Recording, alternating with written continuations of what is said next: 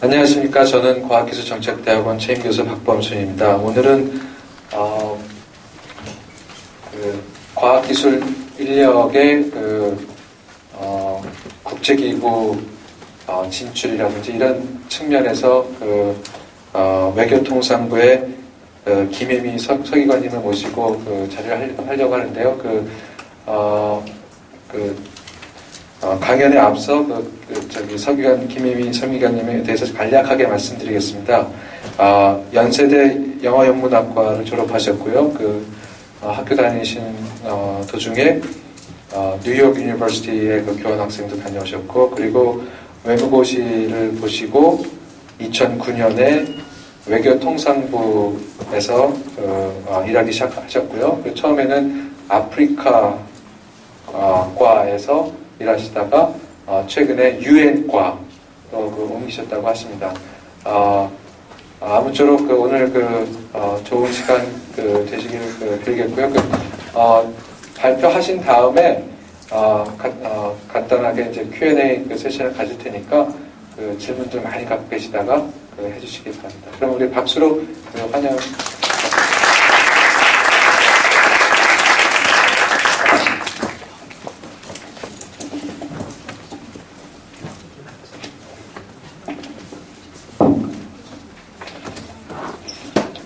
마이크를 이렇게 가는 게 좋으시겠습니다. 교수님, 이게 감이 너무 안 좋아서. 감이 안 좋아서. 네, 그냥 들고 하는 걸로 하겠습니다.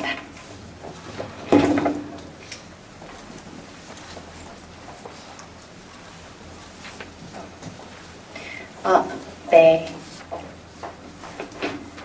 예, 저는 지금 교수님이 소개해 주신 대로 외교통상부 유엔과에서 우리 국민의 국제기구 진출 업무를 담당하고 있는 김혜미 서기관이라고 합니다. 반갑습니다. 네, 시작하기에 앞서서 이렇게 좋은 자리를 마련해 주시고 또 저를 초대해 주신 박범순 교수님과 김소영 교수님께 감사의 말씀 드리고요. 제가 이제 프레젠테이션 연습을 하면서 생각보다 많은 분들이 와주셨네요. 많이 떨립니다. 라고 말을 하려고 했는데 생각보다 많은 분들이 오시진 않았지만 네, 더 편안한 분위기에서 부담 없이 좋은 정보를 드리도록 한번 해보겠습니다. 제가 명문대죠. 카이스트에 오면서 좀 거창한 프레젠테이션 제목을 잡아봤는데요. 일단 카이스트 세계 무대를 쏟아 그리고 국제기구 진출을 위한 제언이라고 제목을 달아보았습니다. 일단 여기 모이신 분들은 다 국제기구 진출에 대해서 관심을 가지고 계신 분들일 거고, 물론 국내에서도 할 일이 많지만 요즘은 세계화, 글로벌화 이런 게 진행이 되면서 많은 분들이 그런 국제사회에서 내가 어떤 일을 할 수 있을까, 내가 어떤 역량을 발휘할 수 있을까에 대해서 많이 생각하시는 것 같아요. 그래서 일단 오늘의 프레젠테이션은 뭐를 누르면 되지?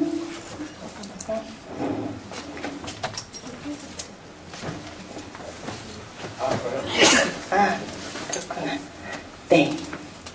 그래서 국제기구에 진출을 하는 경로와 그리고 국제기구 진출을 위해서는 어떤 것들을 준비해야 되는지에 대한 팁, 그리고 지원서 작성 및 인터뷰 준비 시 유의사항, 그리고 마지막으로 외교통상부의 국제기구 진출 지원 활동에 대해서 설명해 드리도록 하겠습니다. 국제기구 하면 여러분들이 제일 먼저 어떤 거를 떠오르실지 모르겠네요. 일단 제일 큰 거는 아마 반기문 사무총장님이 또 계실 테고, 그리고 지금 이렇게 화면에 나오는 듯이 제네바, 뉴욕 유엔 본부 등 이렇게 약간 럭셔리한 건물에 이곳에서 일하시는 거를 생각하실 수도 있겠고, 또 어떤 책에서 그랬듯이 많은 사람들이 국제기구에서 일한다라고 생각하면은 007 가방을 들고 아침에 스타벅스에서 모닝커피를 한 잔 사들고 이제 멋진 뉴욕 본부 사무국으로 들어가는 이런 장면을 떠올리실 수도 있는데요. 물론 이런 사무국들도 있지만 또 많은 국제기구에서 일하시는 분들은 지역사무소라고 해서 뭐 아프리카나 아시아의 뭐 최빈국 등에서도 많이 일을 하고 계세요. 현재 필드에서요. 그래서 우리가 가지고 있는 막연한 환상과 또 현실과는 조금 다를 수도 있다는 점을 항상 염두에 두실 필요가 있을 것 같습니다. 네, 그러면 간단하게 국제기구 공무원 직급에 대해서 설명을 드릴게요. 일단 이거는 UN을 기준으로 한 거고요. 기능직이 있어서 뭐 저기 써있듯이 뭐 비서나 운전사 등 해서 제너럴 서비스라고 해서 G 등급이 있고, 그 다음에 아마 여러분들이 다 지원을 하시는 거는 전문직 이상, 그러니까 P급 이상인데요. P급에는 P1부터 P5까지가 있는데 P1부터 P3는 일단 실무자고요. P4, P5는 과장급이라고 보시면 됩니다. 그리고 D1, D2는 국장급, 이거 그 이외에 그 윗부분인 사무총장이나 사무부총장, 사무차장, 사무차장보 등은 정치적으로 임명되는 직위입니다.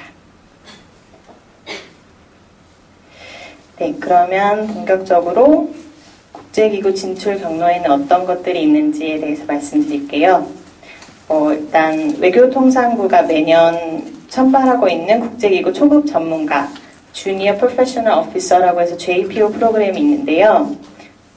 지금 올해도 선발 시험이 지금 진행이 되고 있어요. 1차 서류 전형이 마감이 돼서 4월 26일 날 발표가 나고 2차 시험을 6월 중에 보고 6월 말경에 발표가 날 예정입니다. 일단 지원 자격으로서 여기 계신 분은 다 뭐 나이에서 걸리진 않으실 것 같은데요. 그 연말 기준으로 만 30세 미만의 학사 이상 학위 소지자셔야 되고요. 중요한 부분이 탭스 900점 이상을 가지셔야 합니다.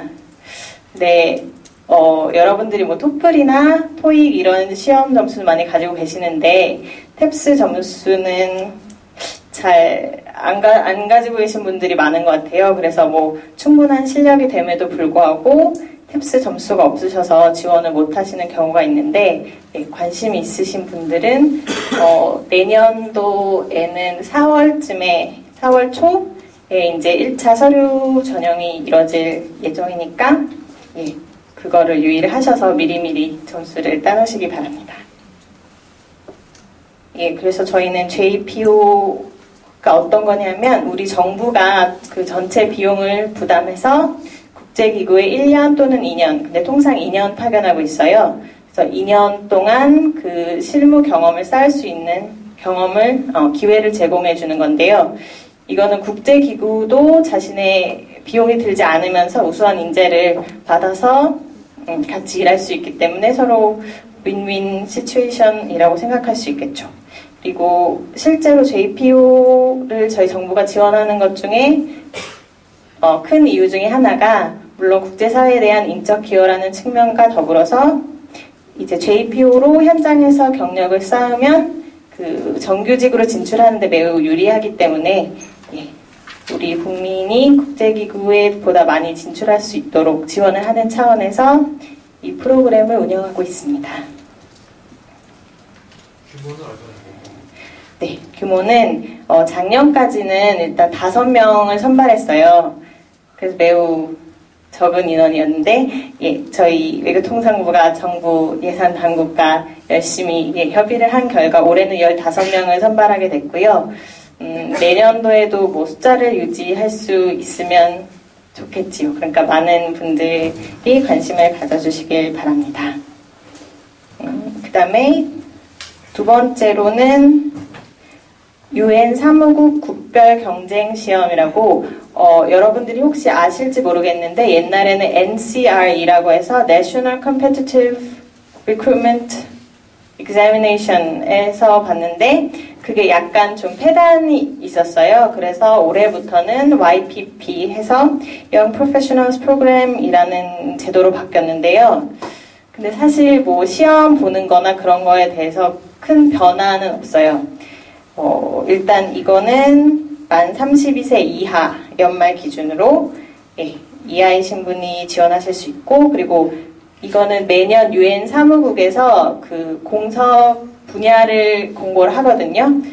그래서 그때 지원을 하실 수 있는데, 이 시험의 취지는 이제 UN 정규 예산 분담률과 그리고 인구에 비례해서 과소 진출해 있는 그런 국가들의 국민들의 진출을 돕기 위해서 그 대상 국가들의 국민들만 대상으로 하는 시험이고요.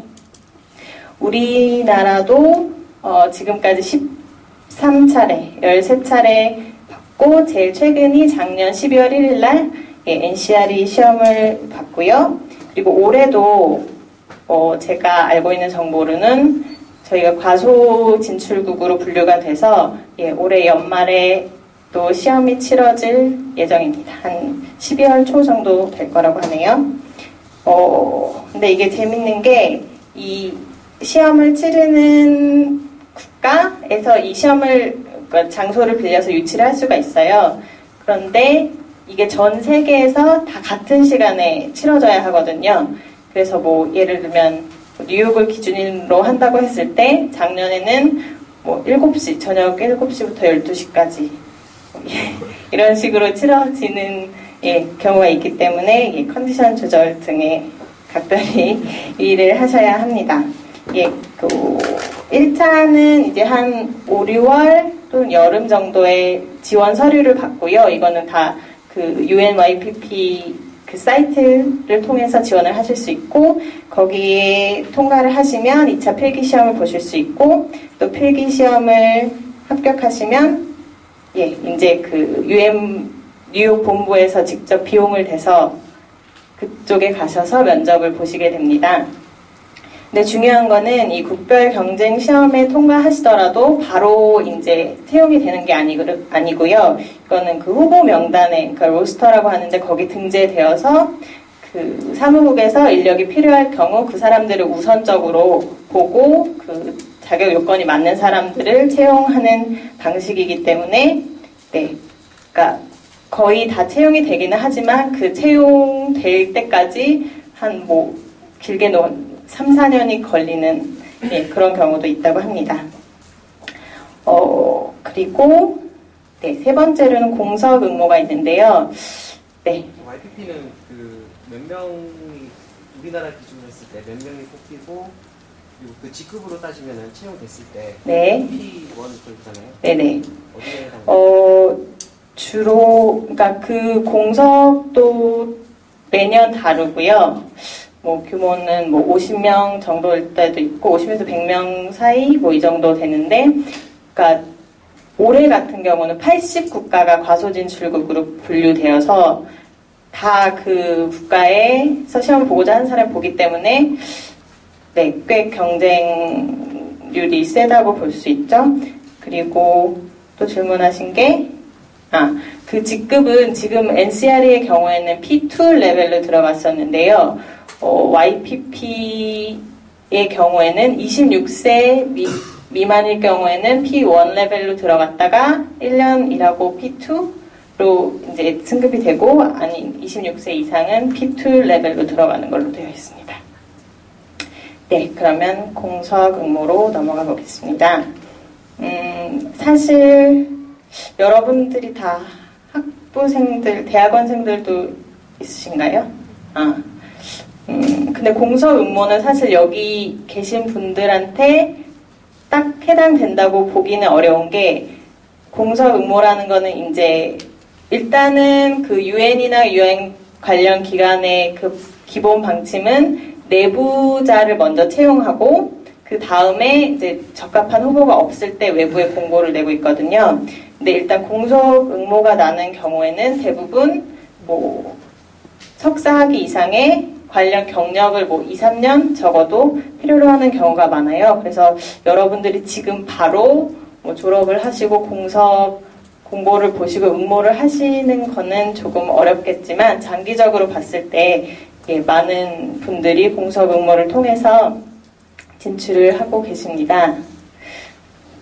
공석 응모는 일단 그 제가 유인물 나눠드린 거에 있지만 여기 www.unjoblist.org에 가시면 그 UN과 UN 관련 기관에서 그 공석 정보가 다 떠요. 그래서 여러분이 여기 뭐 등록을 하시고 관심 분야를 체크하시면 이제 그 해당 분야에 공석이 났을 경우에 그 메일로 알러트를 받아보실 수가 있고요.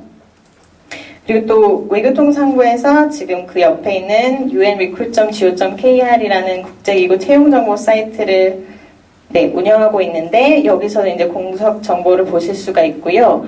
또 여기서는 기구별이 아니라 그 분야별. 그래서 만약 여러분이 무슨 IT 분야다.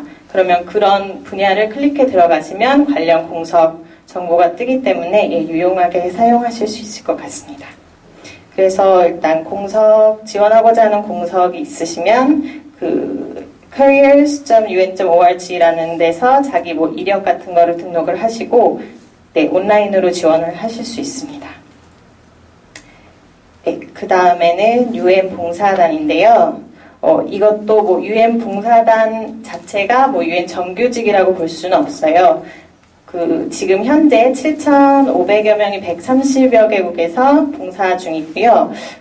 이것도 대부분 경력자, 그러니까 자기가 가지고 있는 탤런트를 쉐어하는 차원의 프로그램이기 때문에 대부분이 경력자들이고 직접 뭐 PKU 활동 뭐 보조라든지 아니면 그런 개도국에서 개발 분야에서 많이 종사를 하고 계십니다.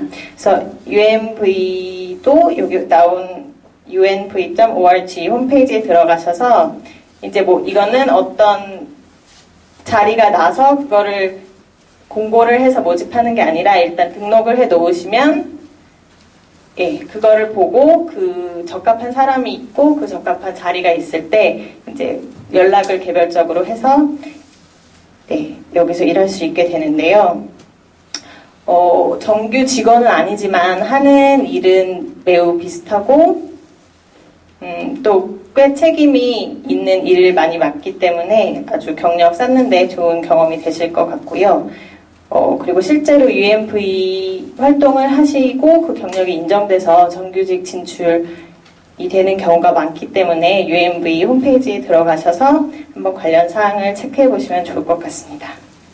그리고 뭐 우리 여러분 학생들이 물리적으로 뭐 개도국에 가서 뭐 어떤 프로그램을 관리하고 그런 일을 하기는 어렵잖아요. 그래서 온라인 UN 봉사단이라는 것도 UNV 측에서 운영을 하고 있는데 이거는 뭐 예를 들면 개도국에서 일하고 있는 어떤 NGO 단체가 뭐 예를 방글라데시라고 했을 때 뭐 여기에서 어떤 정보가 필요하다든지 아니면 뭐 홈페이지 같은 거를 개설을 하고 싶다라고 했을 때 이것도 아까와 마찬가지로 등록을 해 놓으시면은 그 탤런트와 그 니드가 맞는 곳을 매치시켜서 지금 뭐 여기에서 뭐 방글라데시에서 필요로 하는 웹사이트를 여러분들이 만드실 수도 있고 그런 식으로 연결이 되는데 이것도 뭐 정식 UN 봉사단이라고 할 수는 없지만 나중에 국제기구 진출에 관심이 있으신 분들은 그 관련 경력으로 인정이 되고 그렇기 때문에 한번 이것도 체크를 해보시면 좋을 것 같습니다. 그리고 국제기구 인턴십이 있는데요. 혹시 여기서 뭐 UN이나 관련 국제기구에서 인턴을 해보신 분이 계신가요? 계실지도 모르겠네요. 손은 안 드시지만. 저희 그 과학기술 정책대학원 대학원생 한 명이 그 월드뱅크에 인턴가 있습니다. 훌륭하군요. 월드뱅크. 인턴 하기가 쉽지 않을 텐데요.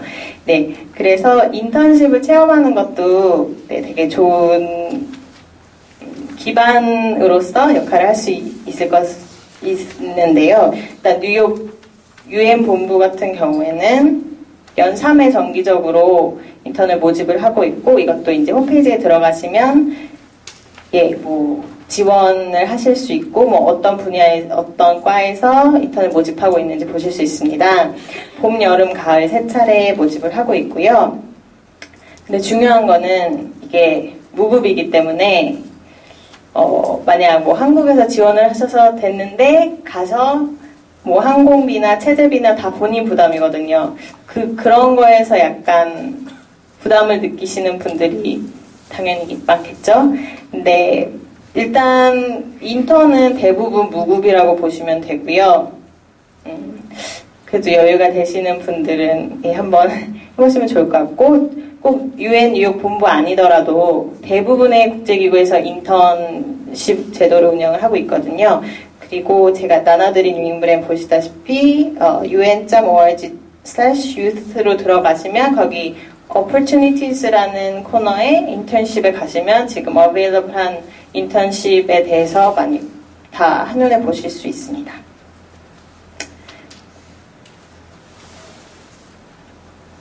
네, 그러면 국제기구 진출 경로에 대해서는 이 정도로 하고요. 그러면 국제기구 진출을 위해서 제가 여러분들에게 드릴 팁이 어떤 게 있을까를 생각해 봤는데, 일단 국제기구 인턴십 등을 통한 적성 테스트라고 제가 적어놨어요. 되게 지금 생각하기로는 국제기구에서 일하면, 물론 제가 뭐 환상을 깨겠다는 건 아니지만, 막 되게 멋있고, 뭐, 정말 기여를 할 수 있을 것 같고, 막 그런 엄청 꿈에 부풀어 있는 분들도 분명히 계실 거예요. 근데 사실 업무를 하다 보면은, 뭐, 어디서든 그렇지만 이게 나의 적성과 안 맞을 수도 있고, 또 내가 생각했던 그런 일이 아닐 수도 있잖아요.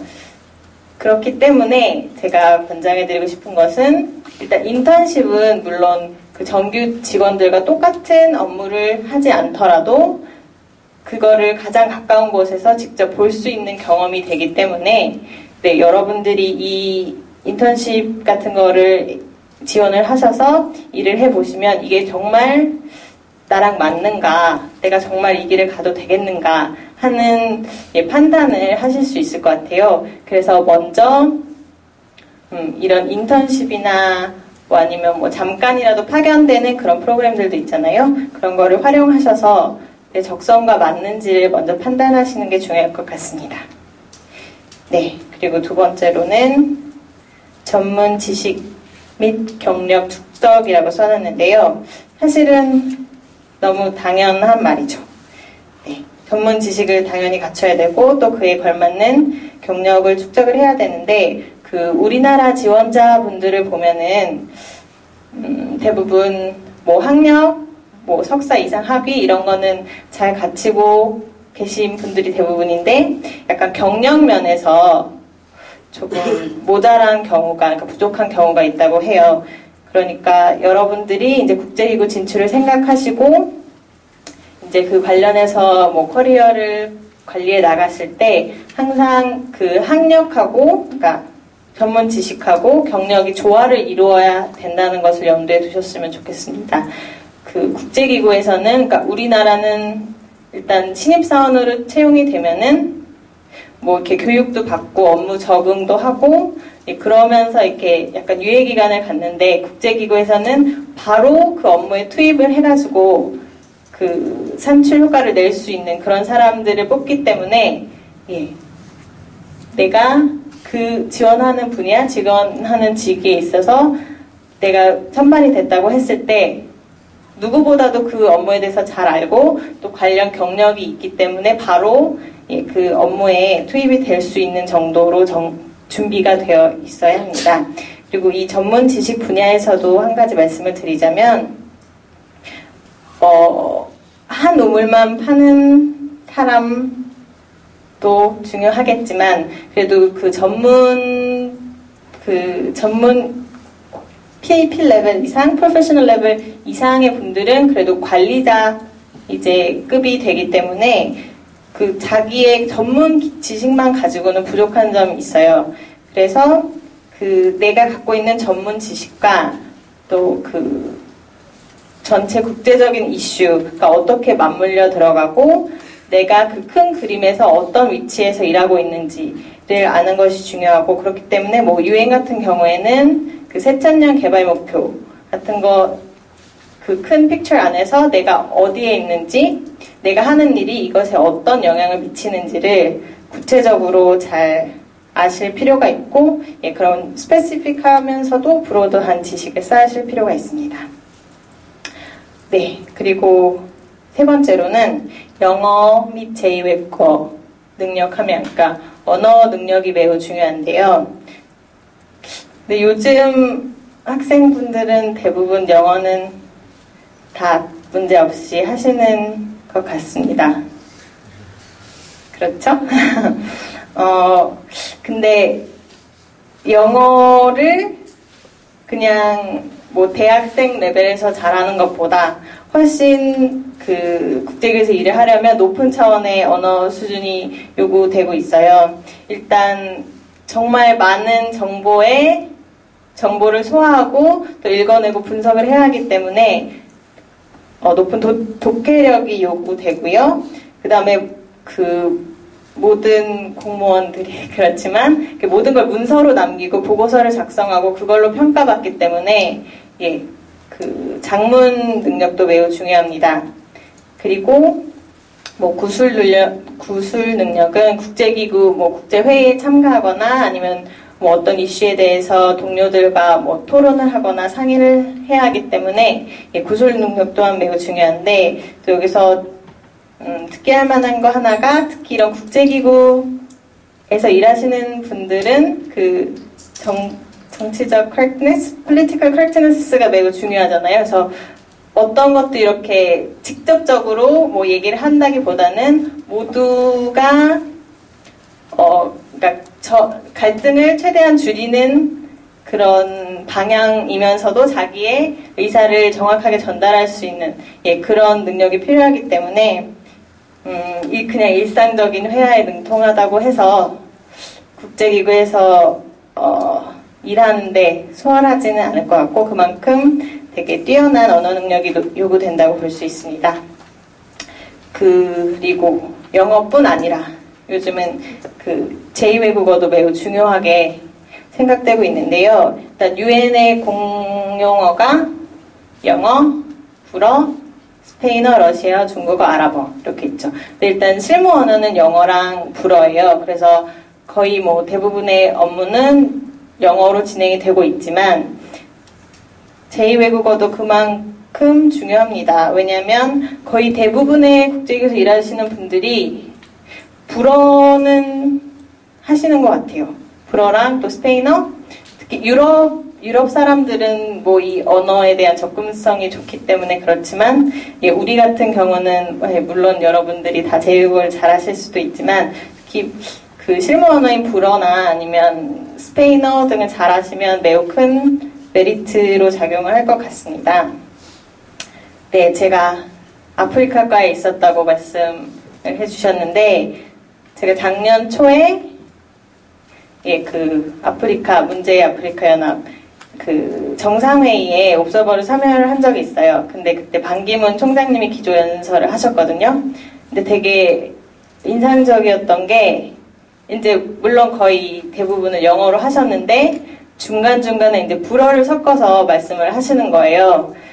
근데 엄청나게 유창하다고는 생각하진 않았지만 그 바쁜 시간 속에서도 그 짬짬이 공부를 하셨다고 그러시더라고요. 근데 그렇게 바쁘신 사무총장님이 그런 국제회의에서 불어로까지 말씀을 하신다는 거는 정말 얼마나 이런 제2외국어 능력이 국제기구에서 필요한지를 보여주는 그런 하나의 사례였다고 생각을 하고 또 제가 지난주에 그 JPO 아까 말씀드린 JPO가 우리나라뿐 아니라 전 세계 30여 개국에서 이 제도를 운영을 하고 있는데 그 공여국하고 유엔 기관들이 같이 만나서 관련 이슈들을 얘기하는 회의가 지난주 스페인 마드리드에서 있었어요.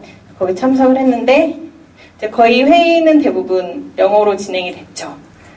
그런데 이제 프랑스 대표께서는 이제 불어로 말씀을 하셨어요. 근데 저는 불어를 조금밖에 못 알아듣는 수준인데 거기 의장국이었던 스페인 이제 의장이 불어로 얘기하니까 불어로 답을 하고 또 뭐 누가 스페인어로 얘기하면 스페인어로 얘기를 하고 그런 거예요. 그래서 저는 제 이거를 일본어를 했는데 그 국제 무대에서 활약을 하려면 뭐 불어를 정말 공부를 열심히 해야겠구나 그런 생각을 많이 했어요. 그러니까 여러분들이 영어뿐 아니라 제2외국어 실력도 틈틈이 쌓아두시면 정말 많은 도움이 될 것 같습니다. 네, 그리고 네 번째로 국제기구가 원하는 인재상을 정확하게 파악하는 건데요. 여러분들이 뭐 대학에 지원하셔서 면접을 보실 때도 그렇고, 뭐 회사나 그런 데서 면접을 보실 때도 그렇고, 그 곳에서 원하는 사람이 있잖아요. 예를 들면 카이스트는 제가 어떤지 잘 모르겠네요. 뭐 어떤 회사의 경우에는 성실한 사람에게 더 좋은 점수를 주고, 또 어떤 회사에서는 조직에게 충성하는 사람에게 더 높은 점수를 줄 수도 있겠죠.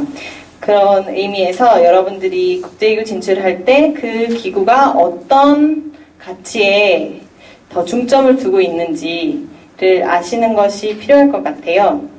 그래서 제가 단어들이 유인물 그 두 번째 장에 보면은 중간쯤에 당구장 표시로 UN Core Values 하고 UN Core Competencies라고 나와 있죠. 네, 이거를 정확하게 아시는 게 되게 중요한 것 같아요. 일단 core value로는 integrity, professionalism, respect for diversity라고 나와 있는데, 뭐 일단 공무원이기 때문에 integrity는 뭐 더 이상 말할 것도 없고, 그리고 자기가 하는 분야의 전문성을 가지는 professionalism도 매우 중요하고, 그리고 이 많은 분들이 이제 국제기구에서 일할 때 respect for diversity가 중요하다고 말씀하시거든요. 우리나라도 점점 뭐 외국 분들도 많이 들어오시고 뭐 그렇지만 아직은 우리는 이제 거의 한국 분들과 일을 많이 하잖아요. 근데 정말 국제기구에 가면은 온갖 나라에서 온갖 분들이 와 계시기 때문에 그런 다양성에 대해서 그 오픈된 마인드를 갖고 있지 않으면 되게 같이 일하기가 어려워요. 갈등도 있을 수 있고, 뭐 나는 이게 맞다고 생각하는데 너네는 왜 그렇게 하냐라고 말했을 때는 이미 그 업무 분위기가 좋을 수가 없는 거죠. 그렇기 때문에 내가 모든 것을 다 알 수는 없겠죠. 내가 뭐 저기 다른 100여국에서 온 사람들의 문화를 다 알 수는 없겠지만 적어도 그 차이가 틀린 게 아니라 다르다는 거를 잘 인식을 하시고 항상 배려하는 마음을 갖고 일하시는 게 중요합니다. 그리고 실제로 뭐 인터뷰나 이런 걸 볼 때도 항상 이 다양성에 대한 존중을 어떻게 생각하느냐, 이런 어떤 경험이 있느냐에 대해서 질문을 한다고 해요. 그러니까 여러분들도 이제 요즘은 뭐 외국에 나갈 기회도 많고 또 뭐 다양한 문화를 접할 그런 기회도 많잖아요. 그러니까 어린 시절부터 그런 다양한 환경에 본인을 노출시키셔서 그런 respect for diversity가 자기가 국제기구에서 일하는데 걸림돌이 되지 않도록 준비를 하시는 게 중요할 것 같습니다. 네, 그리고 그 밑에 그 UN Core Competencies, 이것도 사실 읽어보면은 너무 당연한 것 같지만 이거를 다 갖추기는 매우 어려운 것 같아요. 일단 커뮤니케이션, 소통 능력은 정말 중요하겠죠. 여러 사람들하고 얘기를 해야 되고 또 자신과 의견이 맞지 않는 사람한테도 이제 그 의견을 설득을 해 나갈 수 있어야 되니까요. 그리고 팀워크. 팀워크는 뭐 국제기구뿐만 아니라 어디에서 일하더라도 요즘 같은 세상에서는 정말 잘 조화롭게 일할 수 있는 능력 또한 매우 중요시 되고, 플래닝 앤 오르게나이징이라는 거는 이제 많은 경우 자신이 어떤 프로젝트를 맡아서 그거를 처음부터 끝까지 이제 관리를 해 나가는 그런 역할을 많은 경우가 많은데, 그런 경우에 있어서 내가 이 어떤 프로젝트를 어떻게 구상하고 어떻게 그거를 진행해 나갈 것인가, 이런 관리 능력도 매우 중요합니다.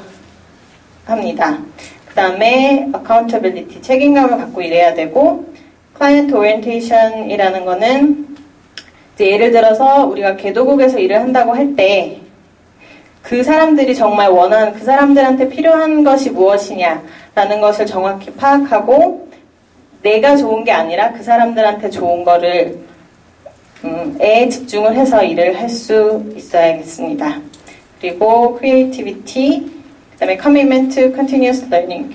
그 국제기구에서 일하다 보면은 정말 요즘 너무 세상에 여러 가지 일들이 일어나고 있잖아요. 뭐 국제적으로나 국내적으로나. 그렇기 때문에 항상 그런 이슈들에 대해서 파악을 하고 있어야 되고, 뭐 예를 들어서 요즘 중동에서 민주화 그 물결이 거세지고 있는데, 내가 그런 것에 대한 지식 없이는, 그러니까 모든 게 연결되어 있기 때문에 항상 이쪽에서 일어나는 일이 뭐 나비효과처럼 다른 곳에 영향을 줄 수 있고, 그렇기 때문에 항상 새로운 것을 배우고 그것을 배우는 거를 두려워하지 않는 게 필요하고요. 그리고 실제로 유엔과 유엔 기관 내에서는 이런 뭐 러닝 프로세스에 대해서 많이 강조를 하고 있습니다. 뭐 테크놀로지 어웨어니스는 뭐 우리가 모두 다 뭐 그런 테크니션이 될 수는 없겠지만 어느 정도 뭐 컴퓨터를 쓸 줄 안다든지 예, 뭐 그런 게 필요하겠죠? 네, 그래서 일단 국제기구가 원하는 인재상을 그런 식으로 파악하시는 게 중요하고요. 그 다음에 5번째로 이력서를 통한 충분한 자기 홍보가 필요합니다. 이력서는 한 직위에 대해서 뭐 수십 명, 많게는 수백 명까지도 지원을 하는데 그 사람을 선발하는 입장에서 이 지원자의 첫 인상이 바로 이력서잖아요. 그렇기 때문에 이 밑에서 지원서 작성 및 인터뷰 준비 시 의상을 통해서도 말씀을 드리겠지만 아주 인상적으로 자신의 능력을 최대한 보여줄 수 있는 그런 방법으로 이력서를 작성하시는 게 필요합니다. 그리고 제가 얘기를 들었었는데 우리 요즘 젊은 친구들, 네, 젊으신 분들 안 그러실 수도 있는데 예전에는 우리나라는 막 내가 뭘 했다 자랑하는 거를 조금 그런 걸 약간 좋아하지 않는 면 있잖아요. 약간 브래깅 한다는 그런 느낌이 있어서. 그래서 어떤 분은 너무 자기가 대단한 막 100을 가지고 있는데도 한 50밖에 그거를 표현을 안 하는 거예요. 너무 겸손하셔서. 근데 이렇게 이력서를 쓸 때 그런 겸손은 금물이라는 거를 꼭 명심하시고, 뭐 엄청나게 부풀릴 수는 없겠지, 부풀리는 건 좋지 않지만 자기가 갖고 있는 능력을 최대한 효과적이고 그다음에 돋보일 수 있게 그렇게 하는 방법도 그런 것 자세도 필요하다고 생각합니다. 그리고 국제기구 진출을 위한 장기적 계획을 마련하셔야 된다고 제가 써놨는데요. 아까도 말씀드렸듯이 뭐 대학이나 대학원을 졸업하고 바로 국제기구에서 정규직 진출을 해서 일하신다는 것은 사실 매우 어렵습니다. 그래서 그 UN 채용 관련 홈페이지에 보면은 제가 정확한 문구는 생각이 안 나는데 뭐 그런 졸업 바로 후 if you more insist on being employed 그러면 you end up being unemployed 뭐 이런 게 있어요. 그러니까 네가 졸업하고 바로 난 이거 아니면 안 된다라고 할 경우에는 고용되기가 어렵다는 거죠. 그렇기 때문에 제가 장기적인 계획을 마련하라고 말씀을 드리는데요. 일단 어디를 가든지 그 경험은 국제기구 진출 지원할 때 도움이 될 수 있어요. 뭐 여러분들이 아까 말씀드렸듯이 뭐 인턴을 통해서 뭐 아는 사람들 네트워크를 구축해 나갈 수도 있고 또 그 업무에 대해서 더 정확히 파악할 수도 있고 아니면 NGO 같은 데서 활동을 하실 수도 있고 아니면 그냥 사기업 같은 데서 일할 수도 있잖아요. 그런데 그런 분들도 나중에 그런 케이스로 국제기구에 진출하신 분들도 자기가 이런 그냥 일반 기업에서 일한 게 지원 시에 많은 도움이 됐다라고 말씀을 하시는 경우가 있어요. 그래서 여기서 중요한 거는 우리가 그 원래 처음 들어갈 땐 거의 P2 레벨로 들어가거든요. 근데 경력직으로 이제 많이 들어가시잖아요. 공석 공고에 응모를 하셔서 그러면 뭐 P4, P5 이렇게도 들어가는 경우가 많아요. 그렇기 때문에 자기 경력에 따라서 어느 레벨로 들어가느냐는 달라지니까 꼭 내가 처음부터 뭐 P2 레벨로 들어갈 수 있어도 좋겠지만 다른 곳에 있다고 해서 내가 국제기구 진출에 그게 걸림돌이 되는 게 아니라 오히려 그게 더 좋은 기회로 작용할 수 있다는 거를 아시고 조금 인내심을 가지고 국제기구 진출에 임하셨으면 좋겠습니다. 네, 그리고 마지막 팁으로는 네트워크 구축이에요. 네트워크 구축, 인맥 이러면 사실 부정적인 이미지가 있는데 여기서는 그런 건 아니고요. 내가 어디서 어떤 일을 하더라도 그곳에서 만나는 사람한테 내가 최선을 다하는 모습을 보이고 그리고 그 사람들과의 인연을 소중하게 여기고 그러면 그 사람들은 좋은 인상을 받을 수밖에 없어요, 사실. 제가 외무고시 준비를 할 때 외무고시 설명회 갔었는데 예, 참고로 저는 이제 연대를 나왔는데 그곳에서 어떤 분이 그러니까 외교부 선배님께서 와서 강연을 해주셨어요. 근데 끝나고 이제 Q&A를 하는데 어떤 분이 외교부는 뭐 서울대가 아니면 뭐 출세를 할 수 없다, 막 이런 얘기가 있다는데 이게 사실이냐 이렇게 물어봤어요. 되게 지금 생각하면 황당한 질문인데요. 그때 그 선배님이 이렇게 말씀을 해주셨어요. 내 제일 중요한 백은 뭐 내 배경이나 내 학벌이나 뭐 내 부모나 그런 게 아니라 내가 같이 일한 동료와 상사 그 사람들이 내 제일 든든한 백이라고 말씀을 해주셨어요.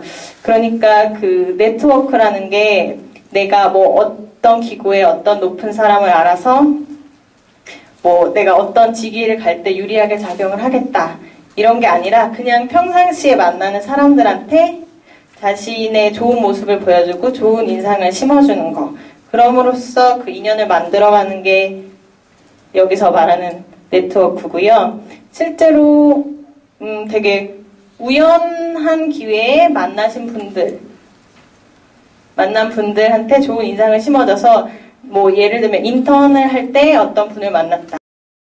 내가 정말 열심히 일해서 그 사람이 나한테 좋은 인상을 받았다고 하면 그게 뭐 바로 반영이 안 될지는 몰라도 몇 년 후에라도 이제 그 사람한테 연락이 오고 뭐 이런 자리가 있는데 지원을 해보지 않겠느냐 라든지 아니면 뭐 추천을 해주신다든지 내부적으로 그렇게 작용을 하기 때문에 일단 언제 어디서 어떤 일을 하시든지 그 일에 최선을 다하시는 게 국제기구 진출을 위한 하나의 팁이 될 수 있을 것 같습니다. 네, 그리고 빨리 진행을 하자면 지원서 작성 및 인터뷰 준비. 지금 뭐 바로 공석에 응모를 하셔서 뭐 그럴 분은 별로 안 계시겠지만 뭐 이런 건 인턴을 준비할 때도 똑같아요. 다 아까 제가 말씀드린 그 UN Core Value와 컴피텐스를 항상 마음에 두고 이 기구가 어떤 인재상을 원하느냐를 일단 아셔야 되고요. 그리고 또 정말 중요한 게 그 직무기술서라고 해서 job description 또는 terms of reference라고 말하는 게 있는데 이거를 정확히 파악하는 게 매우 중요해요. 우리가 시험 볼 때도 시험을 잘 보려면 문제를 잘 읽어야 되잖아요. 그래서 저는 뭐 어렸을 때 객관식 볼 때 뭐뭐가 아닌 것은 근데 뭐뭐인 것은 이렇게 읽고 잘못된 답을 하거나 아니면 아예 문제를 뭐 단어 같은 걸 잘못 읽고 잘못 이해해서 전혀 엉뚱한 답을 쓰거나 뭐 그런 경우가 여러분들도 한 번씩은 있을 것 같은데요. 일단 내가 지원하는 이 업무가 어떤 능력을 필요로 하고 또 어떤 일을 하는 것인가를 정확히 파악하시는 게 중요하겠죠. 그래서 네, 이렇게 5 항목으로 정리를 해봤는데요. 일단 competency based가 돼야 돼요. 이렇게 쓸 수 있겠죠. 뭐 나는 어떤 학교에서 어떤 공부를 했다.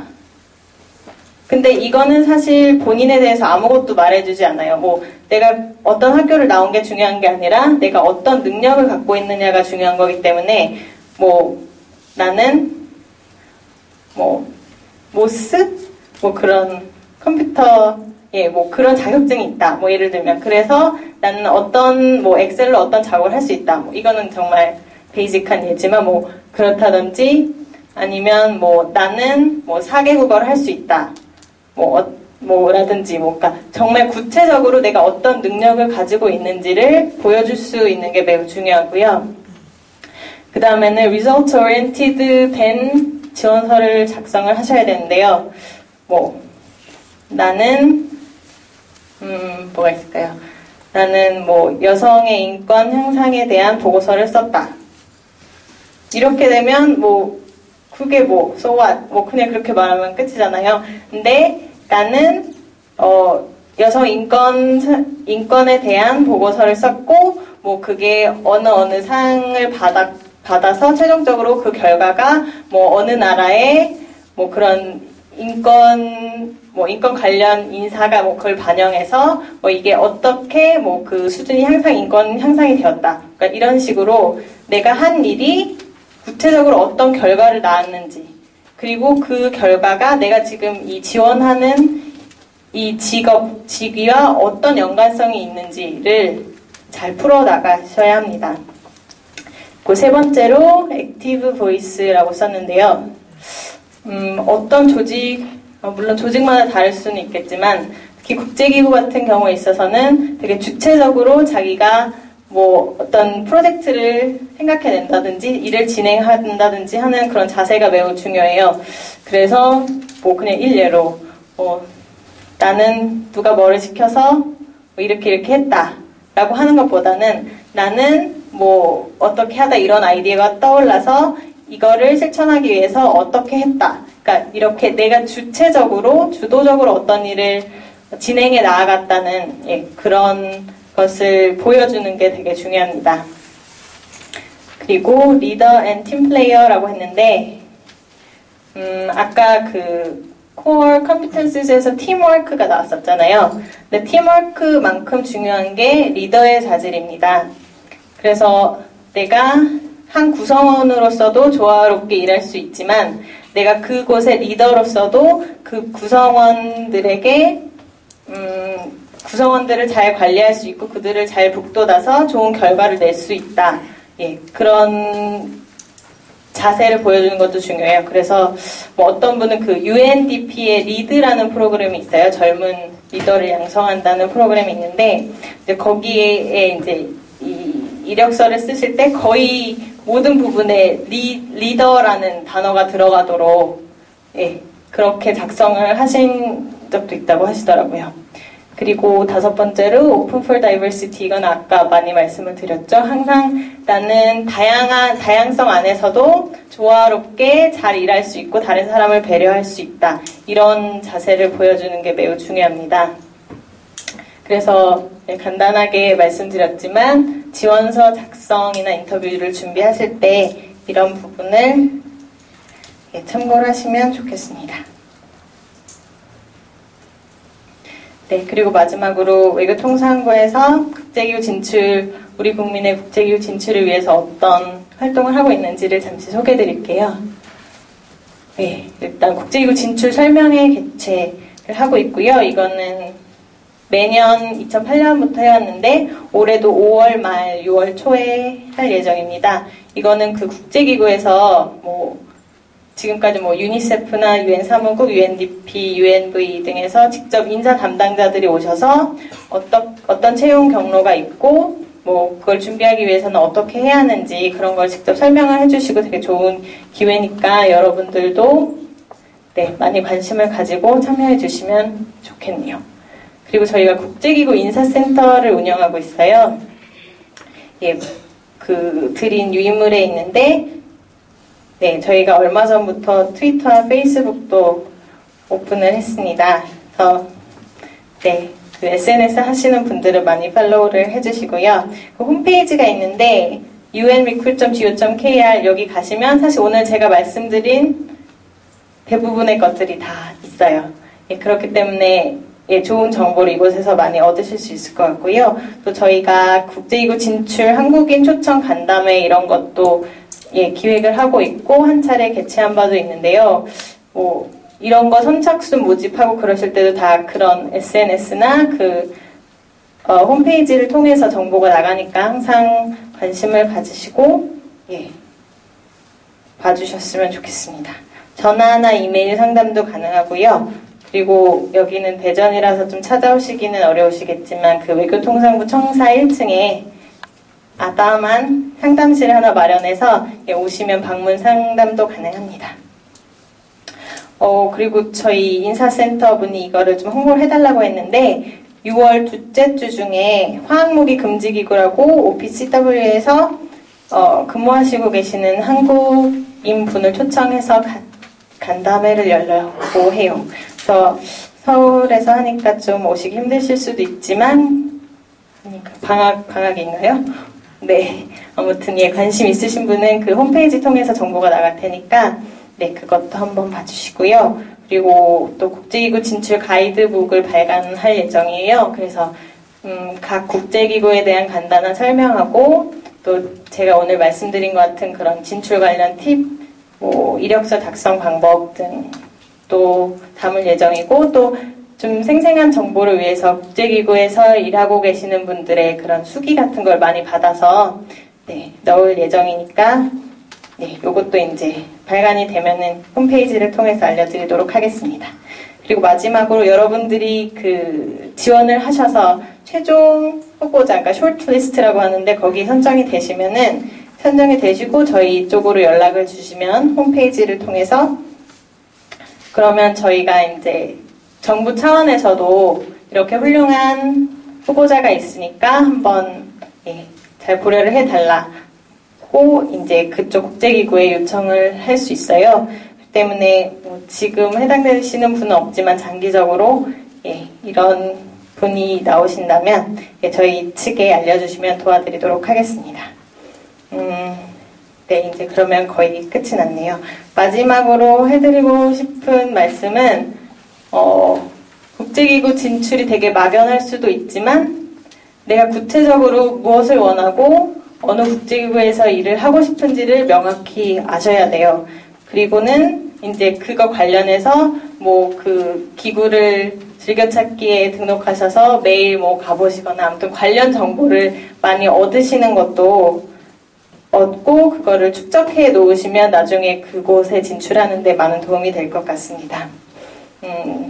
좀 지난한 과정이 될 수도 있지만 자신감을 가지시고 인내심을 가지시면 여러분들이 가고 싶은 국제기구에서 원하시는 일을 충분히 하실 수 있을 것이라고 생각합니다. 감사합니다. 좋은 말씀 감사드리고요. 질문 받도록 하겠습니다.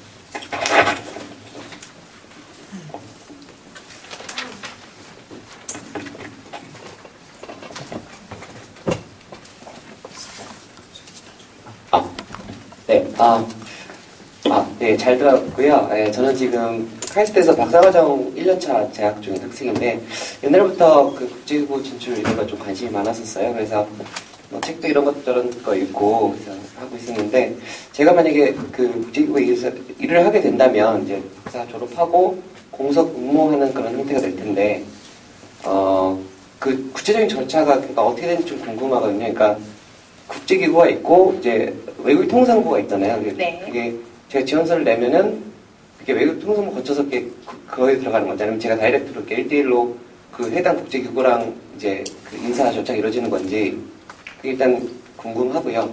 그리고 각 직급이 막 나와 있었는데 그게 이제 차관 각 나라별로 대사 차사가 있잖아요. 차관님 있잖아요. 네.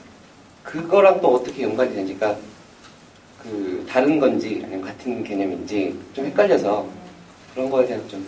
네. 일단 그 국제기구 지원은 다 개별적으로 이루어지는 거고요. 예, 이제 성함이 어떻게 되시죠? 장보선입니다. 장보선님이 지원을 직접 그 국제기구에 하시면 이제 그쪽에서 지원서를 받고 이제 스트림라인을 해서 면접을 보고 싶다 하면 이제 연락이 개인적으로 가거든요. 그러면 면접을 보시고 이제 하시고 만약 최종적으로 저희가 지원해드리는 측면은 아까 방금 말씀드린 듯이 최종 후보에 선정이 되셨을 때 저희가 이제 접촉을 해서 이런 후보가 있으니까 한번 신경을 써달라는 식으로 얘기를 해드릴 수 있는 정도. 그러니까 기본적으로는 다 개별적으로 진출을 하시는 거고요. 저희는 이제 관련 정보라든지 이런 거를 제공을 하는 차원입니다. 그리고 아까 그 직급 말씀하셨는데 이 맨 위에 고위직 말씀하신 건가요? 이거는 그 각국의 뭐 차관 이런 거랑은 사실 별로 관련이 없다고 해야 되나? 그러니까 이 국제기구 자체의 그 지위 체계에 있어서, 그러니까 뭐 예를 들면 사무총장님이라고 하면은 뭐 대통령 뭐 이렇게 뭐 그게 된다고 볼 수도 있겠지만 일단 이 자체 국제기구 자체의 이 고위직과 개별 국가의 고위직 간에는 뭐 뚜렷한 상관관계는 없습니다. 예, 추가 질문 안 되는데요. 그 미국도 이제 공무원들 보면은 거의 다 월급 체계가 딱 돼 있잖아요. 이것도 마찬가지로 국제기구 같은 경우 저 직급별로 그게 다 정해져 있는 사안인가요? 네, 그것도 사실 되게 중요한 거죠. 일단은 그 노블메어라는 원칙이 있어요. 국제 공무원의 그 보수 체계에는. 그래서 가장 뛰어난 인재를 채용하기 위해서 그에 합당한 보수를 지급한다라는 건데, 지금 그 보수 체계는 그러니까 그 회원국 중에서 가장 높은 수준의 임금을 주는 나라에 준해서 이제 페이를 하거든요. 근데 지금은 미국 연방정부 공무원이 그 기준에 상응을 해서, 이거는 근데 뭐 바뀔 수도 있는데요. 지금은 그렇게 해서 주고 있습니다. 네. 또 다른 질문. 뒤에.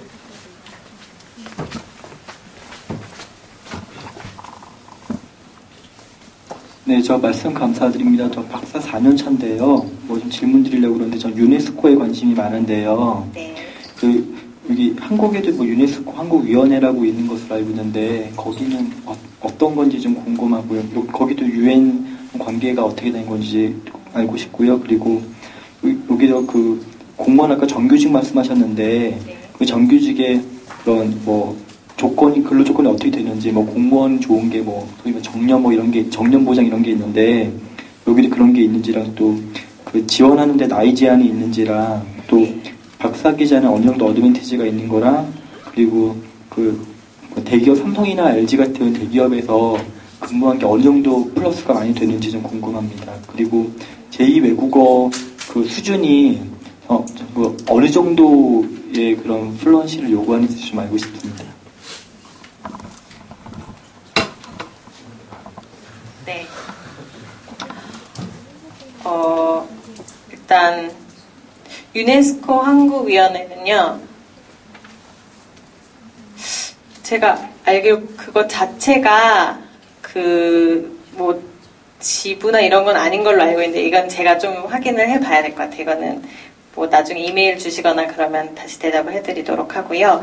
그다음에 정년의 경우에는 사실 이렇게 요즘 들어서는 되게 그 모빌리티나 아니면 그런 게 강조가 되고 있기 때문에 정규직이라고 해도 뭐 이렇게 계약으로 이렇게 연장을 하는 이런 경우가 많아요. 그래서 일단 딱 정년이 보장이 되는 그런 직위는 그렇게 생각보다 많지 않고요. 그래서 지금 유엔이랑 유엔 관련 기관이 하는 거는 그러니까 한 기구에서 예전에는 예를 들면 뭐 유네스코에 들어갔다 그러면 거기서 이제 평생 일을 하는 경우가 많았는데 요즘은 그 국제기구 간 모빌리티를 되게 강조하기 때문에 뭐 유네스코에 있다가도 뭐 유엔 사무국으로 갈 수도 있는 거고 뭐 UNDP로 갈 수도 있는 거고 그런 식으로 됐는데 일단 내부에 그 같은 유엔 시스템 내부에 있으면 그런 이동은 되게 수월한 편이고요. 뭐 자리도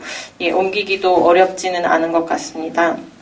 그리고 나이 제한의 경우에는 직급마다 조금씩 다르긴 할 것 같은데요. 뭐 뚜렷이 뭐 몇 세 이상이다, 뭐 몇 세 이하다, 뭐 이런 규정이 따로 있는 것 같지는 않고요. 네, 그거는 그 주로 나이보다는 그 학위나 그러니까 그 퀄리피케이션에 얼마나 적합한지를 보는 것 같습니다. 그리고 박사의 애드밴테이지는 일단 박사를 하시면 훨씬 유리하고, 그러니까 학력이 좋을수록 사실 뭐 승진이나 이런 걸 할 때 더 유리하다고 해요. 근데 문제는 이제 그 유엔이랑 관련 기관이 요즘 매우 그 학력 인플레이션이 심해서, 그러니까 석사는 거의 제로 베이스 시작하는 단계고 박사학위를 가지신 분들도 많아요. 그러니까 물론 석사 학위만 가진 것보다는 그 전문 분야에서 박사 학위를 가지시면은 당연히 그 메리트가 더 있겠죠. 근데 네, 더 있을 겁니다. 네. 그리고 그 삼성 뭐 이런 곳에서 사기업에서 일한 것이 얼마나 도움이 되냐고 하셨을 때, 제가 뭐 딱 어떤 기업에서 일한 게 얼마나 도움이 된다고 말씀드리는 건 어렵고요. 일단 뭐 지금 전공하시는 분야가 있으실 텐데, 이제 그 분야 관련, 뭐 예를 들면 뭐 IT라고 했을 때 삼성에서 뭐 IT 관련 어떤 일을 했다라고 했을 때 그게 매우 중요한 경력으로 인정이 될 수 있겠죠.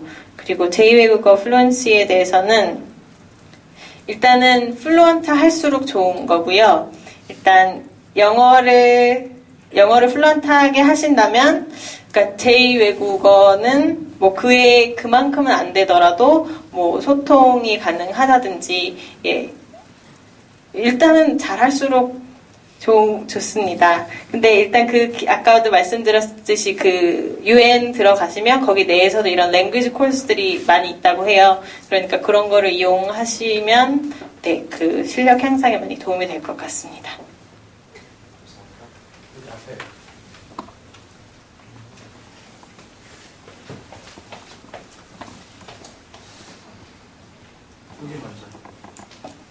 네, 안녕하세요. 저는 이제 학부생인데요. 아까 그 제1외국어에 대해서 질문을 드리셨는데, 그러니까 공식적으로 시험을 볼 때 외국어 시험을 본다고 들었어요. 근데 거기서 이제 어느 정도로의 레벨을 테스트를 하는 거에 대한 질문하고요. 그 다음에 뭐 꼭 불어를 해야 되는지, 그러니까 불어가 물론 좀 어피셜 랭귀지이긴 한데 중국어 사시는 분 많잖아요. 그래서 그런 거에 대해서 좀 질문을 드리고 싶어요. 어떤 부가치 이런 게 어느 정도로 배정이 되어 있는지. 네. 성함이 어떻게 되시죠? 저 허진영 학생. 아까 제가 노승국님이요. 네. 일단 중국어를 하시는군요. 아닙니까? 물론 뭐 불어를 할 그러니까 꼭 불어를 해야 된다 이런 거는 아니죠. 근데 네, 아닙니다. 그건 아니고, 근데 실무 언어가 영어랑 불어이기 때문에 일단 불어를 하시면 많은 도움이 되실 거고, 네. 그리고 꼭 그 어피셜한 것에서 안 하더라도, 그러니까 제2외국어 전반적으로, 그러니까 뭐 비공식적인 뭐 리셉션 같은 것도 있을 수 있고, 아니면 자기가 만나는 사람이 아랍어를 쓸 수도 있고, 그러니까 이거는 공식적인 차원에서도 그렇지만 비공식적인 차원에서도 자기가 그 다른 언어를 구사할 수 있어. 이거 그리고 또 꼭 UN 공용어에만 해당되는 건 아니에요. 그러니까 이런 식으로 생각을 한다면 자기가 더 많은 언어를 구사할 수 있으면 그만큼 더 좋은 거겠지만, 그리고 이거 제2외국어는 자기가 어떤 분야나 어떤 지역의 스페셜티를 갖고 있는지에서도 또 다를 것 같아요. 만약 아프리카나 이런 데서 일한다고 하면은 불어를 하는 게 유리하겠죠. 그리고 또 라틴 아메리카 같은 데서 일을 하시면 스페니쉬라는 게 좋고, 중국 쪽에서 개발 같은 업무를 하시려고 하신다면 또 중국어를 하시는 게 좋고, 그러니까 꼭 우열이 있는 건 아니고 그냥 실무 언어가 일단 영어랑 불어이기 때문에 불어를 하실 경우 그 쓰임이 많다는 거지 꼭 어떤 게 의의가 있다는 것은 아닙니다. 그리고 제가 어느 정도 레벨 이렇게 써놨는데 제가 답을 다 해드렸나요?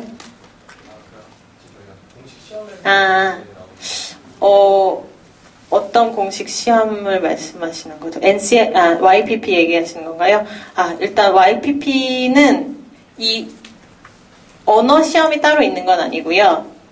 일단 그 요건 자체에 영어 또는 불어 구사자, 능숙하게 구사할 수 있는 사람이라고 돼 있고요. 그다음에 시험을 볼 때 1차를, 그러니까 일반 논술을 볼 때 영어 또는 불어로 이제 기술을 하시면 되고요. 그다음에 그 전문 논술 분야에서는 그 공용어 아무거나 하셔도 됩니다.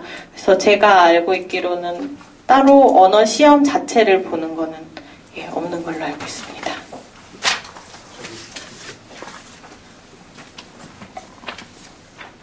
안녕하세요. 저는 지금 건설환경공학과 학부생인데요.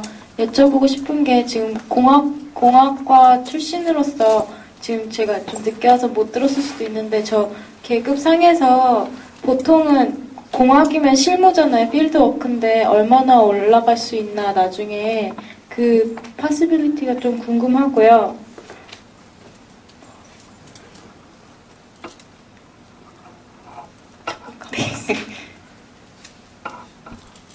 또 질문하셔도 돼요.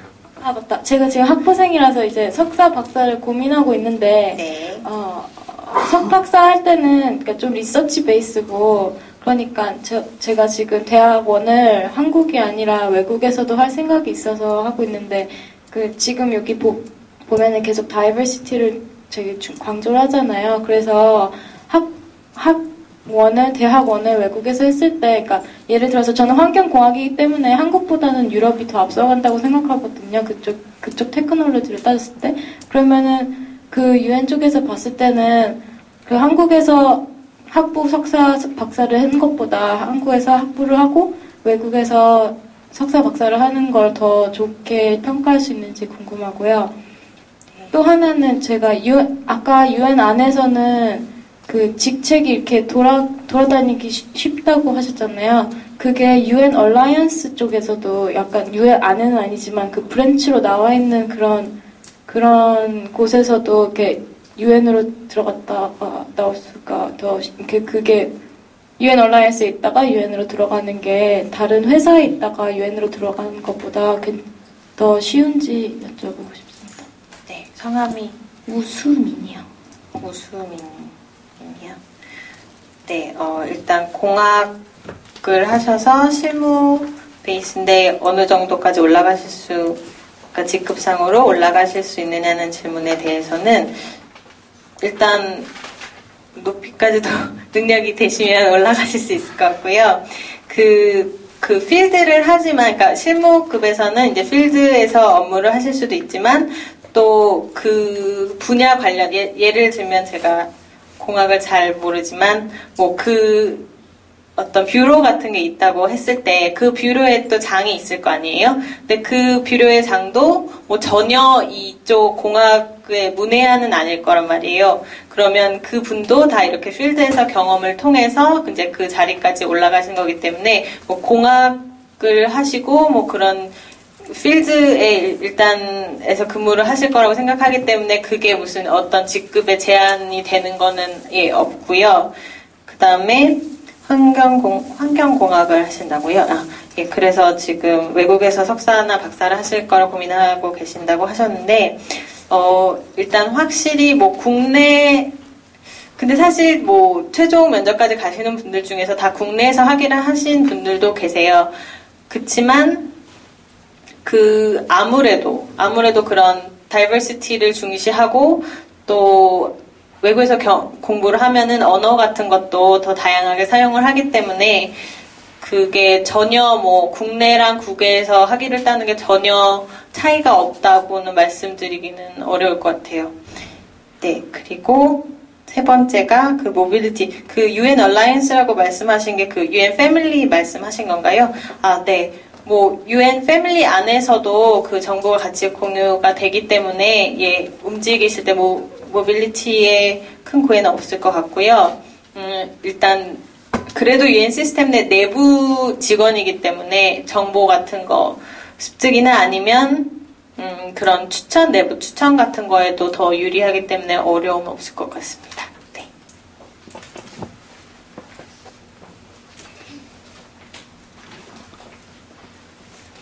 네, 저는 생명과학과에 재학 중인 학부생인데요.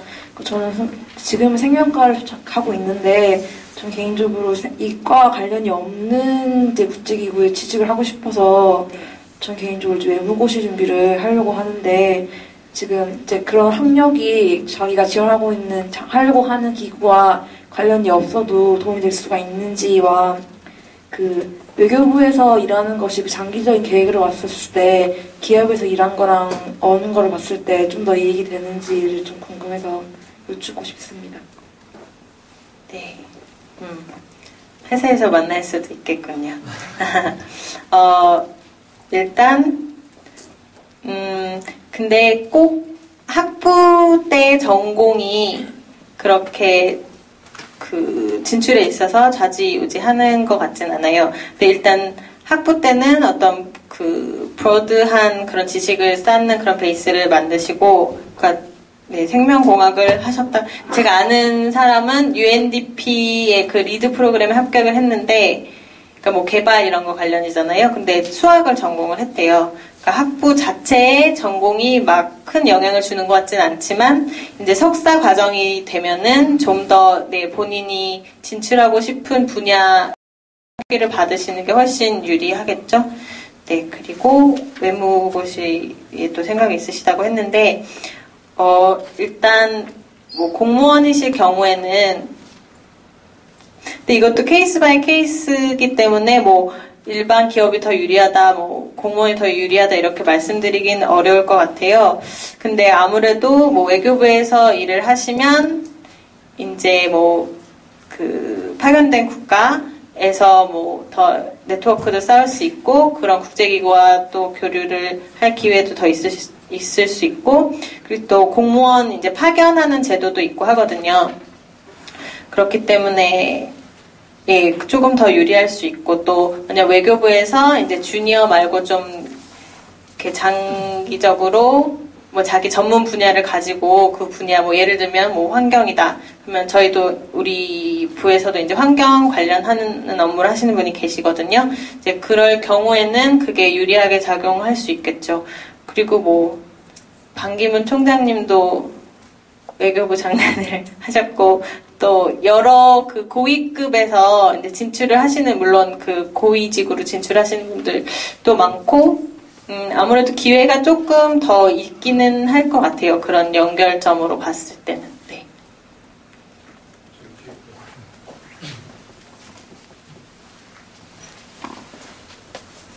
네, 안녕하세요. 네, 생각보다 너무 젊으셔가지고 젊으신 나이에 그 자리에 서신 거 정말 대단하시다고 생각합니다. 매우 부럽지만요. 저는 지금 박사 과정 1년 차인데요. 저는 사실 전기 및 전자인데 유니세프 현장직을 되게 하고 싶어 했어요. 그러기 위해서 저는 저 나름대로 스펙을 준비를 하고 있는데, 전기 및 전자에 일단 박사학위가 이게 의미가 있느냐라는 걸 먼저 첫 번째로 질문을 드리고 싶고요. 그리고 지금 제 나름대로 이제 사회복지사 아동복지 쪽을 공부를 하고 있고, 거기에 자격증을 취득하려고 하고 있고요. 그다음에 뭐 자원봉사라든지 이런 거는 꾸준히 계속 관리를 하고 있는데, 이외에 저희가 할 수 있는 그 스펙 관리가 사실 한정돼 있어요. 저희 박사 카이스트 특성상 남자들은 군대가 문제가 끼잖아요. 그래서 외국에 나가는 것도 한계가 있고, 또 연구실에 소속돼 있다 보니까 외부적인 활동을 하기가 힘들어요. 그런 저희들이 쌓을 수 있는 스펙 같은 게 뭐가 있을까요? 네, 일단 저는 일개 사무관이지만 지금 박사님을 눈앞에 제가 더 부럽습니다. 네, 전기 및 전자 전공을 하시는데, 유니세프에서 만약 일하시는데 여기서 박사학위를 따는 게 얼마만큼 의미가 있을까 여쭤보셨는데, 일단 물론 그 만약 박사학위를 안 따시고 다른 거를 하시면 그만큼의, 그러니까 박사학위를 따시는데 기회비용은 있겠지만, 일단 아까도 말씀드렸듯이 그렇게 UN 내에서 학력 인플레가 심해지는 상황에서 박사학위를 가지고 계시면 좋을 것 같은데, 제가 이 관련 분야에 대해서 자세히 몰라서 여기에 대해서는 제가 확실하게 말씀을 드리기는 어렵고요. 그다음에 그 스펙을 쌓는 것에 대해서 말씀하셨는데, 제 생각에는 일단 아까 제가 지금 물리적으로 어느 다른 나라에 가시기가 어려우시다고 하면, 아까 UNV 뭐 온라인 봉사라든지 그런 거를 통해서 좀 그 유관한 경력을 쌓으실 수도 있을 것 같고, 또 하나 생각을 했었는데,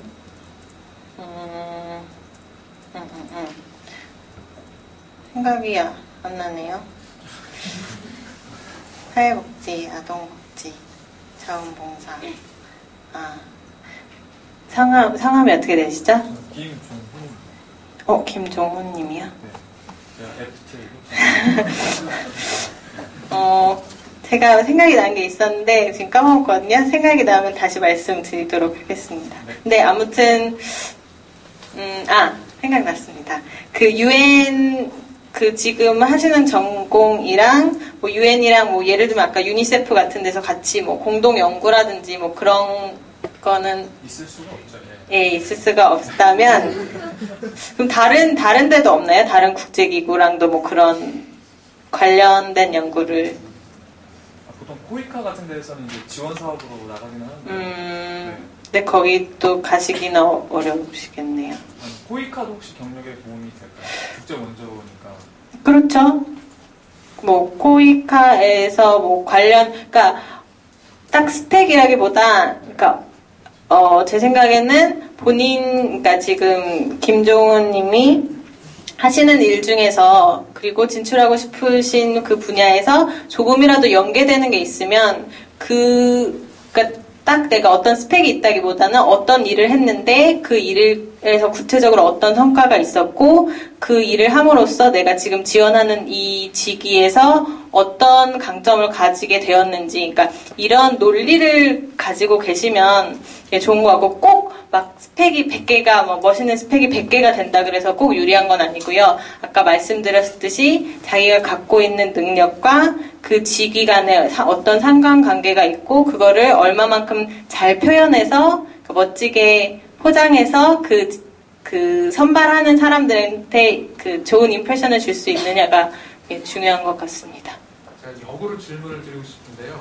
그런 관심을 랩에서는 알고 있나요? 아니고 저는 박사를 지원할 때도 면접 때 이미 그런 의사를 밝히고. 그러면 교수님하고 그 얘기를 잘 해가지고 그 리서치 프로젝트를 예를 들면 뭐 그 전기과니까 디지털 디바이드라든지 아니면 뭐 제3세계 뭐 공부를 이런 그 쪽에 그 관련된 연구를 조금 하면은 조금 더 그런 연결이 될 수가 있겠죠. 그러니까 그걸 뭐 모르고 뭐 비밀스럽게 하는 거는 모르지만 그렇지 않다면은 조금 더 관련된, 그러니까 우리가 하이텍 관련된 그 리서치도 해야 되지만 실제로 필요한 건 로우텍 저기 리서치도 많이 필요하거든요. 그래서 그런 쪽으로 좀 잡아서 할 수 있으면은 그러면 좀 도움이 되지 않을까요? 그렇죠. 그리고 지금 방금 생각났는데 ITU 같은 곳에서도 그런 방금 말씀하신 관련 업무를 하고 있으니까 뭐 그런 쪽으로 생각을 해보셔도 그런 연관성을 좋을 것 같습니다. 네, 안녕하세요. 오늘 유익한 강의 잘 들었습니다. 저는 학부 4학년에 재학 중인 학생이고요. 전공이 생명과학입니다. 저는 WHO에 관심이 많은데 앞으로 그 진로를 결정하는 과정에서 의학전문대학원에 입학할 계획을 가지고 있어요. 근데 WHO에 지원을 할 때 이렇게 의학이나 약학 같은 전공이 도움이 많이 되는지 궁금하고요. 제가 두 번째로 질문 드릴 게 있는데 제가 해외 봉사활동을 통해서 UN 필리핀 헤비타트에 계신 직원분을 만나뵐 기회가 있었어요. 근데 그 직원분께서는 자신은 40대 후반에 UN에 입사하셨다고 말씀을 하시더라고요. 그렇게 장기적으로 계획을 세우신 것 같은데 그분께서는 그렇게 나이가 좀 들어서도 중년이 되어서도 충분히 UN에 입사할 수 있는지 여쭤보고 싶습니다. 제가 물어봐야 네, 일단 생명과학을 전공하시고 계시는데 WHO에서 일하실 때 의학을 전공하시면 그게 도움이 되느냐에 대해서 질문하셨는데요.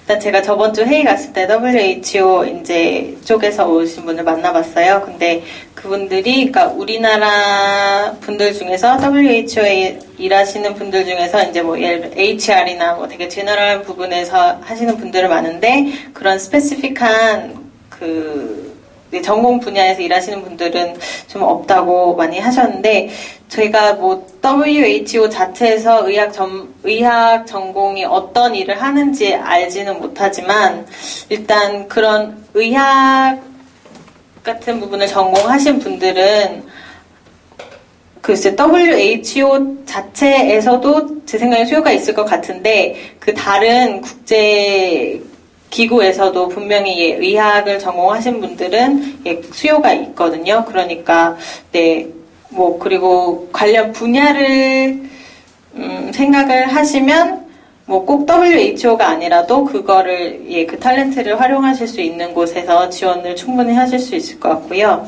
네, 그다음에 이제 교수님에게 적용되는 네, 나이가 조금 있어도 진출할 수 있느냐에 대해서는 네, 아까 제가 말씀드렸듯이 그 우리가 지금 뭐 들어가면은 P2 레벨 이런 식으로 실무로 많이 들어가지만 그 관련 경력이 충분히 있으시다면, 그러니까 제 생각에는 그 UN 해비텟에 그 만나셨다는 그분도, 그러니까 아무 일도 안 하다가 들어가시지는 않았을 거예요, 분명히. 그분도 뭐 이런 거 관련해서 뭐 경력이 있으시고 뭐 공부도 하셨고 그렇기 때문에 들어갈 수 있다고 생각하는데, 그 공석 정보 보면은 뭐 P4, P5, 뭐 D1 뭐 이런 급에서도 다 그거를 모집을 하거든요. 그렇기 때문에 아까 말씀드렸듯이 그 퀄리피케이션만 충족이 된다면 예, 나이가 뭐 40대에도 충분히 예, 지원을 하시고 예, 들어가실 수가 있습니다.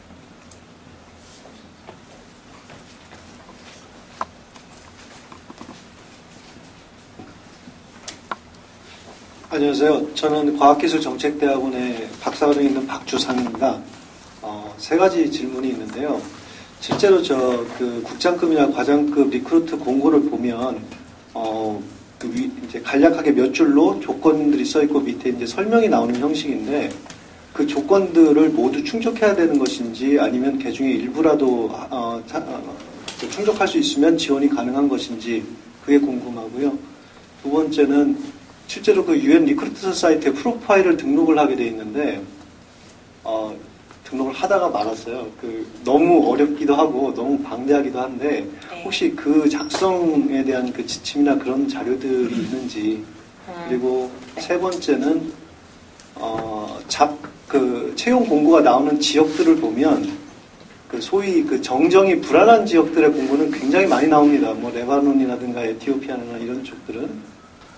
근데 궁금한 게, 그런 지역들이 분명히 근무자 인원 자체는 숫자가 적을 텐데 공고가 지속적으로 나온다는 것이 그곳에 갔던 사람들이 중도에 다 그만두고 나오는 것인지, 아니면 계약 기간이 종료가 되면 바로 다들 다른 곳으로 떠나서인지, 그것이 궁금합니다. 네. 네. 돌아가셔서 그런 건 아니기를 바라고요. 일단 박주사님 뭐 국장급이나 과장급에서 그 퀄리피케이션 중에 일부를 충족하면 지원이 가능한지 아니면 다 충족이 돼야 되는지에 대해서 물으셨는데요. 일단은 다 충족이 되는 게 제일 좋겠죠. 왜냐하면 그 지원자들 중에는 분명히 충족이 다 되는 분들이 있기 때문에. 근데 제가 정확히는 모르겠는데 어떤 부분에 있어서는 이제 지원 요건이 아예 충족이 안 되면 지원서 자체가 이제 그쪽으로 걸러져서 가는 경우도 있다고 해요. 그러니까 일단 지원을 해 보시는데 되도록이면 그 중에서 그 퀄리피케이션을 많이 충족을 하시는 게 그 최종으로 선발되시는 데는 가장 유리할 것 같고요. 그 UN 리크루트 저희 외교부 사이트 말씀하신 거. 커리어, 작성 지침이요? 거기는 지침이 안 써있나요? 네네. 네네. 그게 그러면 그 P11 형식이 아닌가요? 그 퍼스널. 그러면 질문 같은 것도 없나요?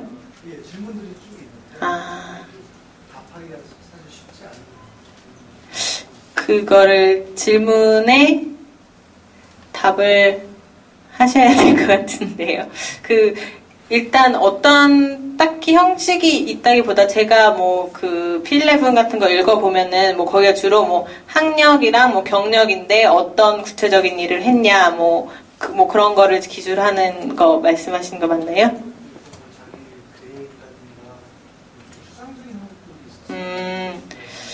네네. 그런 거는 그러니까 딱히 지침이 있다기보다 제 생각에는 본인의 경험 중에 가장 어필할 수 있는 부분을 뭐 예를 들면 리더십이라고 했을 때 제가 네, 박 주장님이 어떤 경험을 갖고 있는지 모르겠지만 내가 뭐 어떤 프로젝트를 했는데 내가 여기서 장으로서 활동을 했는데 뭐 이러이러한 갈등이 있었는데 내가 그것을 어떻게 중재를 했고 그러니까 너무 어렵게 생각하시지 마시고 그거를 가장 잘 나타내 줄 수 있는 가장 구체적인 경험을 거기다 기술을 하시면 될 것 같습니다. 그리고 채용 공고 지역이 정전 불안 국가가 많은데 자꾸 공고가 나는데 그게 어떻게 된 일이냐 이거를 여쭤보셨는데 일단은 뭐 그거는 여러 가지 경우가 있을 수 있어요. 그런 지역 사무소 같은 경우에는 일단 프로젝트 형식으로 운영되는 그런 것도 많기 때문에 일단 어떤 뭐 2년간의 프로젝트였다 했는데 그게 끝나면 이제 다시 가는 걸, 그러니까 다른 데로 가시는 걸 수도 있고, 또 근데 그 국제기구도 요즘은 그 순환근무 원칙 같은 거를 하고 있거든요. 그래서 만약 특히 젊은 리더들, 그러니까 승진의 요건으로도 이제 앞으로 적용이 된다고 해요. 그래서 만약 뭐 국장급 이상이 되려면 그런 최험지에서 뭐 경험이 있어야 되고, 뭐 순환근무를 몇 번 이상 했어야 되고, 그렇기 때문에 또 한 경우는 그런 곳에서 근무를 하고 뭐 본부로 들어가거나 그렇게 순환돼서 교체되는 경우가 있을 수도 있고 아니면 제가 확실히 모르겠는데 그런 정전 불안 국가 같은 경우에는 PKO나 그런 지원하는 인력도 많이 뽑고 있거든요. 그렇기 때문에 자꾸 공고가 나는 걸 수도 있을 것 같습니다. 네. 시간 수고해 주셨는데 마지막으로 혹시 질문 있으면은 네, 아니면은 이것으로 마치도록 하겠습니다.